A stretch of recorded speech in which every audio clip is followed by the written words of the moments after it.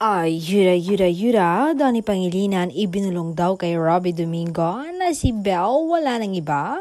Ayon sa kwento ng TV host, nagulat ako at kinilig nang ibulong niya sa akin iyon na si Belle na raw wala nang iba.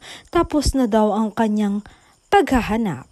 Ang nasabi ko na lang sa kanya noon panindigan mo, huwag puro salita, dapat may gawa. Pero alam ko, kilala ko si Donnie, meron siyang isang salita. Talagang gagawin niya kung ano ang sinasabi niya.